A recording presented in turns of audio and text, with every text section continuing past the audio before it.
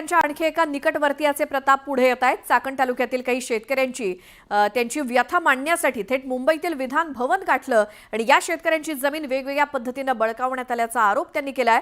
कोण आहे हा धनंजय मुंडेंचा निकटवर्तीय जाणून घेऊयात या रिपोर्टमधनं।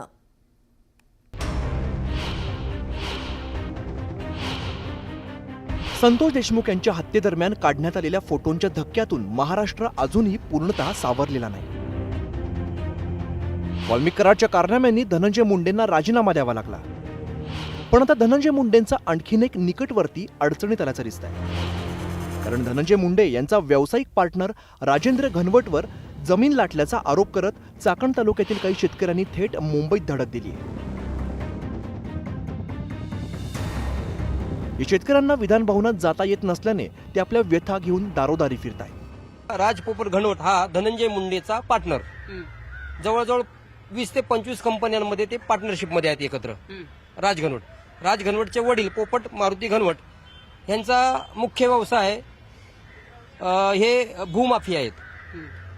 लोकांना फसवून, लोकांना दमदाटी करून, लोकांना खोटं सांगून, लोकांना मारहाण करून त्यांची जमीन हे बळकवतात आणि जमीन बळकवतात अशा प्रकारे की त्यांना पैसे न देता बळकवतात। मॅडम, हे माझे वडील आहेत रामभाऊ बाळाराव धळ, यांचं कुठल्याही प्रकारचं शिक्षण झालेलं नाहीये आणि पोपट शेठ घनवट यांना फसवून त्यांचे अंगठे वगैरे घेतले, भावाभावामध्ये वाद लावले आणि त्या भावाने पैसे घेतले, जमीन ती विकलेली आणि तुमच्या वाटेची राहिलेली, तुम्ही सुद्धा विका आणि मोकळे व्हा असं म्हणून दमदाटी करून, दादागिरी करून, वडिलांना त्यांनी मारहाण करून त्यांच्याकडनं खोटे अंगठे, सही शिक्के अंगठे घेतले त्यांनी। या भोळ्या बाबड्या शेतकऱ्यांच्या जमिनी लाटून थोडे नाही तर तब्बल 2000 कोटी रुपयांची मालमत्ता घनवट कुटुंबियांनी गोळा केल्याचा आरोप आहे।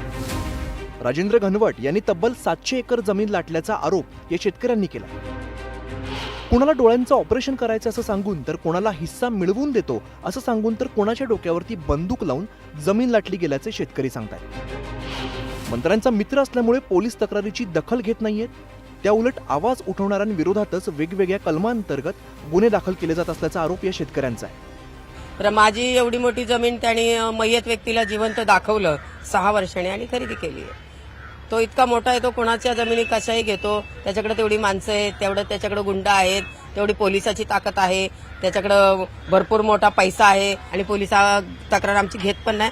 वरून आमच्यावर खोटे गुन्हे पोलिसांनीच दाखल केले, त्या राज घनवटच्या बापाच्या सांगण्यावरून किंवा राज घनवट यांच्या दबावाखाली हे सगळं घडतं। हे शेतकरी ज्यांच्यावरती आरोप करतायत तो राजेंद्र पोपटराव घनवट आहे तरी कोण आणि धनंजय मुंडेंचे त्यांच्याशी संबंध काय आहेत पहा।